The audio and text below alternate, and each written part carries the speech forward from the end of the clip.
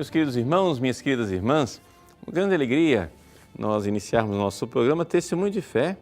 Quem fala é o Padre Paulo Ricardo. Quero convidar você a nós refletirmos a respeito da liturgia desse domingo, em que celebramos a solenidade de Pentecostes. Jesus, durante 40 dias, apareceu aos seus discípulos no tempo pascal, subiu aos céus e agora, 10 dias depois, nos envia o Espírito Santo. Pentecostes, quer dizer isso, 50 dias após a Páscoa.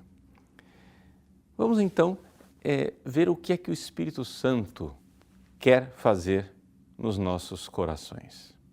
Então, para entendermos exatamente o que é que o Espírito Santo faz no coração do ser humano, vamos olhar para a Virgem Santíssima, para Nossa Senhora. Por quê?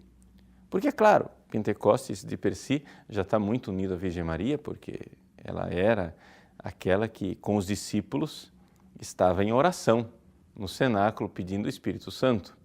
Atos dos Apóstolos, capítulo 1, versículo 14. Mas, ao mesmo tempo, ela é a obra acabada, digamos assim, de Deus, aquilo que a perfeição da docilidade ao Espírito Santo. E é por isso que a tradição medieval, ligada um pouco à espiritualidade franciscana, se habituou a chamar Nossa Senhora de esposa do Espírito Santo. A esposa do Espírito Santo aqui porque ela era completamente dócil ao Espírito Santo. Assim como a esposa e o esposo são uma só carne, Maria e o Espírito Santo eram uma só alma. Total docilidade dela. Então, é isto que Deus quer fazer em nós em Pentecostes. Deus quer nos dar uma capacidade de amar que seja claramente sobre-humana, que está acima de nossas próprias capacidades. Veja, Pentecostes é a festa na qual nós queremos varrer de nossa vida qualquer tentação de pelagianismo. O pelagianismo é uma heresia que acha que o ser humano é capaz de amar sem a ajuda de Deus. É capaz de realizar atos de santidade sem a ajuda de Deus.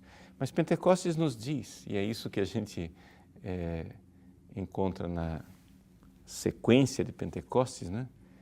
Que não há nenhum bem no homem sem a ajuda do Espírito Santo. A tradução brasileira diz assim: sem a luz que acode, nada o homem pode, nenhum bem há nele. É uma tradução até bastante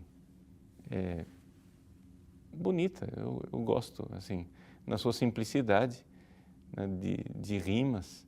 A tradução portuguesa de Portugal, ela é mais próxima do original e diz: sem a vossa força, nada há no homem que seja inocente. Não é? Basicamente a mesma coisa. Sem a luz que acode, nada o homem pode, nenhum bem há nele. Então, como é que nós podemos receber o Espírito Santo? O que é que o Espírito Santo quer fazer em nós? O que é que ele fez no coração de Nossa Senhora? Veja, a Igreja, quando ela fala do Espírito Santo, ela fala dos dons. Os dons do Espírito Santo são a capacidade que nós recebemos de realizar ações sobre-humanas. Ou seja, quando uma pessoa é movida pelo Espírito Santo, essa pessoa pode dizer, como São Paulo: vivo, mas não sou eu. É o Cristo que vive em mim. Quando uma pessoa recebe o Espírito Santo, essa pessoa pode dizer, como a Virgem Maria, né, que o Senhor fez em mim maravilhas.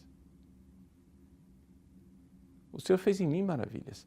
Santa Teresinha, por exemplo, quando ela realmente começou a ser movida pelo Espírito Santo no seu caminho de santidade, ela se recordou daquele salmo, né?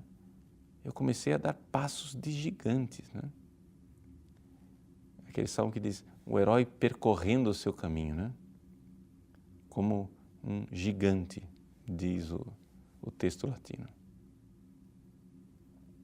Essa coisa do ser heróico. Assim, para a gente sair da teoria, deixa eu pegar aqui para você entender do que é que eu estou falando, um texto da segunda carta de São Paulo aos Coríntios.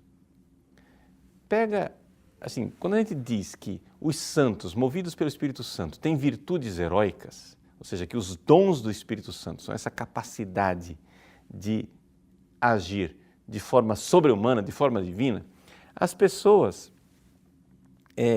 ouvem a palavra heróico e pensam assim, pensam num bombeiro que entrou ali nas Torres Gêmeas e salvou uma pessoa.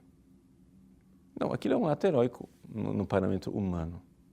Mas não é esta a linguagem da igreja. Quando a igreja fala de virtudes heróicas, ela está falando de uma virtude que você vê que claramente aquele ser humano não era capaz daquilo.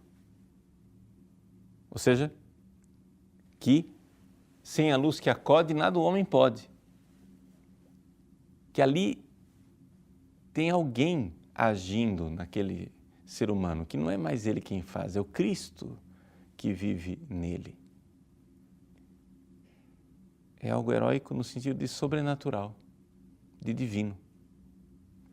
Pega lá a segunda carta de São Paulo aos Coríntios. No capítulo 11, ele faz uma lista de coisas, né? E ele mostra a ação do Espírito Santo na vida dele. Ele diz assim, versículo 23, são servos de Cristo? Delirando, digo eu ainda mais. Muito mais do que eles pelos trabalhos, pelas prisões, pelos excessivos açoites, pelas vezes em perigo de morte. 5 vezes recebi dos judeus 40 chicotadas menos uma. 3 vezes fui batido com varas, 1 vez apedrejado, 3 vezes naufraguei. Passei 1 noite e 1 dia em alto mar. Fiz inúmeras viagens, com perigos de rios, perigos de ladrões, perigos da parte dos meus compatriotas, perigos da parte dos pagãos, perigos na cidade, perigos em regiões desertas, perigos no mar, perigos por parte dos falsos irmãos, trabalhos e fadigas, inúmeras vigílias, fome e sede, frequentes jejuns, frio e nudez, e sem falar de outras coisas.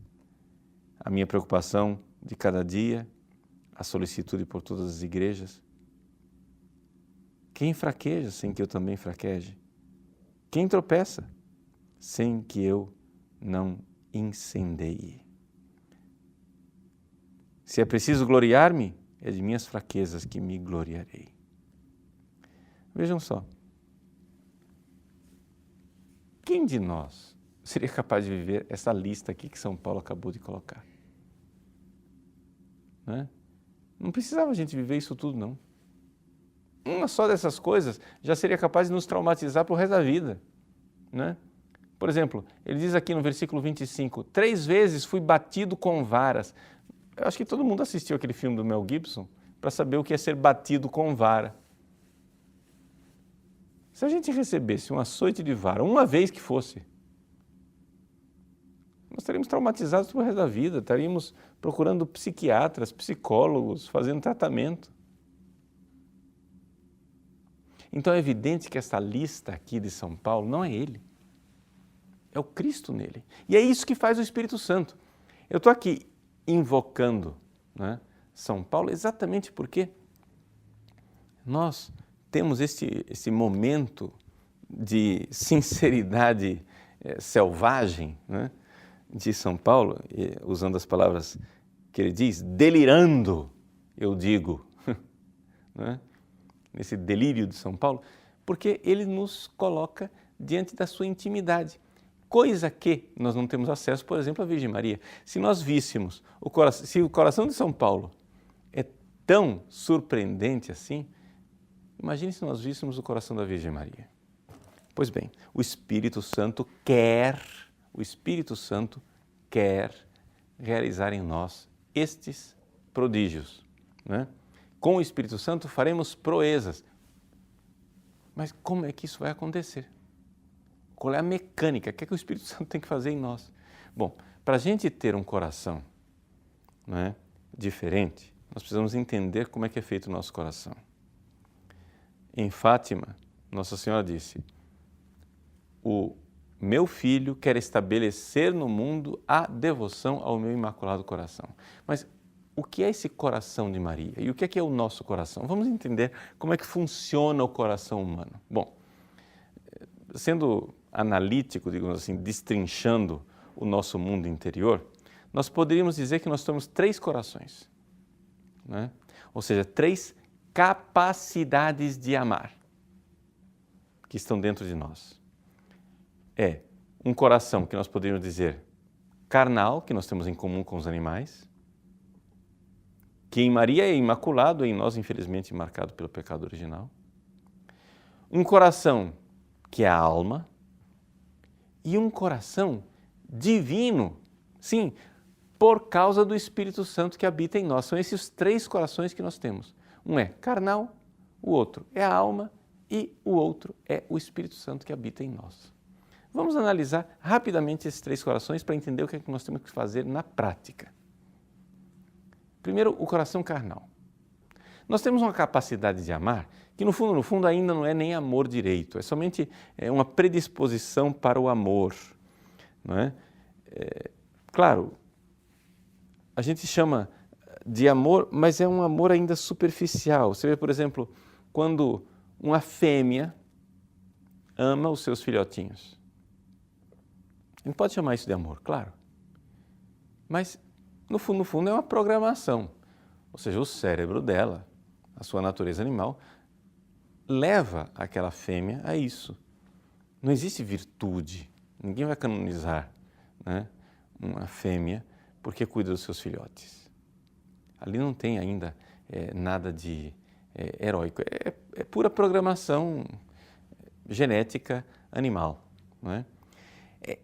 É este tipo de amor que é muito confundido pelas pessoas, porque infelizmente nós estamos numa sociedade que já não enxerga mais o mundo espiritual e só consegue enxergar as reações passionais, cerebrais, emocionais e acha que isso é o amor. Então, por exemplo, o que é amor? Pega as pessoas na nossa cultura. Amor é o quê? Aquele coraçãozinho flechado pelo cupido, né? Quando o rapaz sente o seu coração palpitar, eu estou amando, eu estou apaixonado. Né? Quando as nossas músicas, elas cantam, que tipo de amor cantam as nossas músicas? Elas cantam as emoções, cantam as paixões, ou seja, cantam sentimentos. Mas os sentimentos, eles ainda são animais. Né? O meu cachorrinho lá em casa, ele também fica alegre, ele também fica triste. Ele também palpita o coração. Ele tem, a fêmea tem amor pelos seus filhotes e o macho tem atração pela fêmea no cio. Quer dizer, esse amor aí é um amor muito superficial, nós estamos falando do cérebro. O problema é que nos animais isso é tudo muito natural e tranquilo. No ser humano, porque nós estamos manchados pelo pecado original, isso adquire às vezes uma capacidade destruidora. Até o próprio Freud notou que no amor humano, no eros, havia uma ferida que ele chamou de thanatos, ou seja, uma espécie de impulso mortífero, autodestruidor. Ele só constatou o problema porque ele não sabe aquilo que nós sabemos pela revelação divina, que é o fato de que nós estamos manchados pelo pecado original. Mas tem um segundo coração em nós, não somente esse coração cérebro, esse coração animal. Nós temos um outro coração que é a nossa própria alma. E aqui então, aqui nós já nos elevamos a um nível bem superior ao nível dos animais. Por quê? Porque nós somos capazes de viver uma coisa chamada liberdade. Aí existe amor de verdade, porque o animal, ele não é livre, não é? A fêmea animal, ela cuida dos seus filhotinhos porque ela está programada para isso, ela não pode não fazer isso. Já nós, não. Nós somos livres. Livres para amar de forma superior ou livres para aprontar, né? Ou seja, ser egoístas. O ser humano é capaz de ser egoísta e destruidor numa num grau que os animais não alcançam. Então, o que é que a gente faz? Vamos lá. Eu estou programado para, sentindo fome, comer. Essa é a minha programação animal, essa é a programação do meu cérebro. Mas a minha alma é livre e eu sou capaz de, por exemplo, chegar a dizer, eu não vou atender a esta minha programação, esse meu, me permitam a palavra, instinto. Eu amo e por isso vou passar fome. Olha, só tem essa comida aqui, eu vou renunciar a comer por amor a você. Porque eu amo você, pronto, acabou. Eu digo livremente, vou passar fome. Nenhum animal é capaz de fazer isso. Não é? Nenhum animal, absolutamente nenhum animal é capaz de fazer isso e nem é capaz de reconhecer isto. Se você deixar de comer para comprar a ração do seu cachorro, o seu cachorro nunca vai saber desse seu ato de amor e de renúncia. Número 1, ele não é capaz de fazer esse tipo de renúncia. Número 2, ele não é capaz de reconhecer esse tipo de renúncia. Mas nós somos. Isso quer dizer que nós temos alma. Nós temos algo que não é cérebro. Nós temos algo que ultrapassa a realidade material. Porque nenhum computador, nenhum cérebro faz isso que nós fazemos. Um computador não é capaz de ir contra a sua própria programação. Ele está programado para fazer, ele no meio do caminho não chega e diz assim, pensando bem, não vou seguir a programação. Não, ele não faz isso, mas nós fazemos. Por quê? Porque nós temos espírito. É a nossa alma. Esse é o segundo coração. Mas não para por aí, e essa é a boa notícia. Em Pentecostes, nosso Senhor Jesus Cristo, do alto do céu, nos manda agora o Espírito Santo. E o Espírito Santo vem em nosso coração e vem abundantemente para que nós sejamos capazes de amar de uma forma sobrenatural, de uma forma divina. Existe um chamado dentro de nós podermos chegar a este amor heróico, maravilhoso que nós vimos ali naquela lista que eu coloquei de São Paulo. Não é? Um amor heróico, como nós vemos resplandecente no coração da Virgem Maria. Esse ano mariano, nós olhamos para aquilo que é a vontade de Deus. Deus disse em Fátima, através da Virgem Maria como mensageira, Deus quer estabelecer no mundo a devoção ao Imaculado Coração de Maria. Quer dizer o seguinte, Deus quer que este coração, o coração da Virgem Maria, que é movido pelo Espírito Santo, seja para nós caminho para Deus. Nossa Senhora disse isso para Lúcia, o meu coração será o teu refúgio e o caminho que vai te conduzir até Deus. O caminho para Deus. Então vamos lá. Que terceiro coração é este?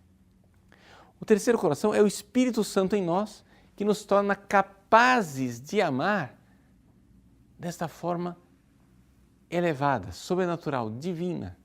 De tal forma que nós podemos dizer, eu vivo, mas não sou mais eu, é o Cristo que vive em mim. Sendo bem práticos, o que é que nós temos? Nós temos agora que compreender que Deus vai nos dar uma força, não é? E Ele já nos deu esta força nos sacramentos, mas precisa renovar esta força em graças atuais. Deus quer renovar em nós essa força de amar e de nos unirmos ao mistério da Páscoa, esse mistério da paixão, morte e ressurreição, em que a gente, de alguma forma, morre, mas não é uma morte mortífera, é uma morte vivificante. Essa é a beleza da Páscoa, é uma morte que nos conduz a uma nova vida, uma vida em que não somos mais nós quem vivemos, é o Cristo que vive em nós. Vamos ser bem práticos, veja só. Você está enfrentando um problema na sua vida, não é? Sei lá qual é o problema que você vive. O problema da dor, uma doença, da solidão, da calúnia, das dívidas. Qual é o sofrimento que você está vivendo? São realidades pungentes, realidades que realmente ferem o nosso coração. A Virgem Maria, quando ela aparece em Fátima, ela apresenta o seu coração rodeado de espinhos, né? Ela conta para as 3 criancinhas o segredo, esse segredo que São Paulo, né, colocou aqui na carta aos Coríntios, e nós lemos, a Virgem Maria, quando passou seus dias aqui na Terra, ela não revelou esse segredo, mas agora em Fátima ela revelou, mostrou o coração dela, né? Aquele coração que é transpassado pela espada, conforme a profecia de Simeão, ela também sofre. Pois bem, o que é que fazia Nossa Senhora? Nossa Senhora pegava as suas paixões, ou seja, os seus sentimentos, a sua dor, a sua tristeza, as suas preocupações, os seus medos, as humilhações, as calúnias, a dor de ver o seu filho crucificado, a ingratidão das pessoas. Ela pegava todos esses sentimentos, esses espinhos e oferecia no altar da sua alma. Vejam, eu falei de 3 corações. Um coração carnal, um coração que é a alma e um coração que é o Espírito Santo em nós. Vamos agora usar uma comparação para entender a função desses 3 corações. Você pega o coração carnal. O coração carnal vai te dar os animaizinhos que você vai sacrificar num altar que é a sua alma, que é o segundo coração. E você vai pegar o fogo do Espírito Santo e queimar esses animais. É essa a ideia. Você pega o seu medo, a sua dor, a sua solidão e peça o fogo do Espírito Santo, pegue esses pequenos animais e nós precisamos agora transformar essa dor em amor. E para transformá-las em amor, nós precisamos da ajuda do Espírito Santo. Peça, né? Olhe para o Cristo na cruz e diga: Jesus, vós me amastes, eu quero vos amar, mas eu não dou conta. Então, vamos lá, vamos pegar estas nossas paixões desordenadas e oferecê-las no altar da nossa alma e consumi-las com o fogo do Espírito Santo. Eu ofereço, Jesus, o meu medo. Jesus, vós padecestes medo no Horto das Oliveiras. Eu também ofereço por vós, por amor a vós, os meus medos.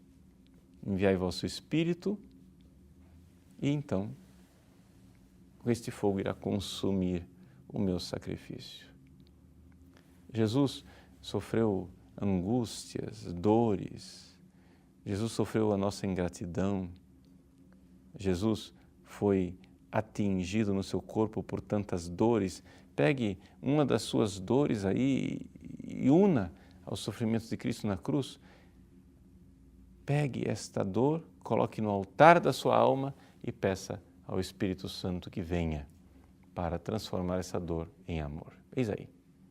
Em Maria, estes 3 corações estão tão unidos que eles são um só coração.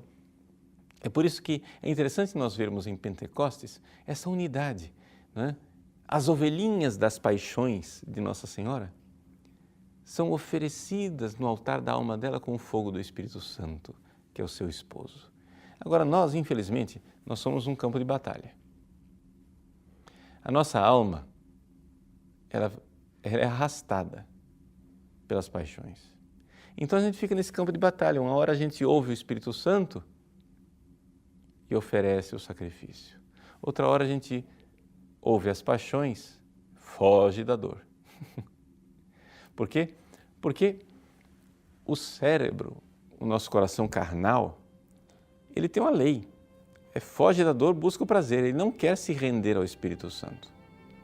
Os animaizinhos não querem se oferecer em sacrifício. Foge da dor, busca o prazer. Não tem outra lei.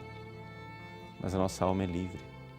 É capaz de, né, com delicadeza, com bondade, ir atraindo as nossas paixões, né, seduzindo-as com vínculos humanos para trazê-las para Deus para que o Espírito Santo possa oferecer o sacrifício de nossas paixões, nossas dores, nossas angústias, tudo isso por amor a Jesus.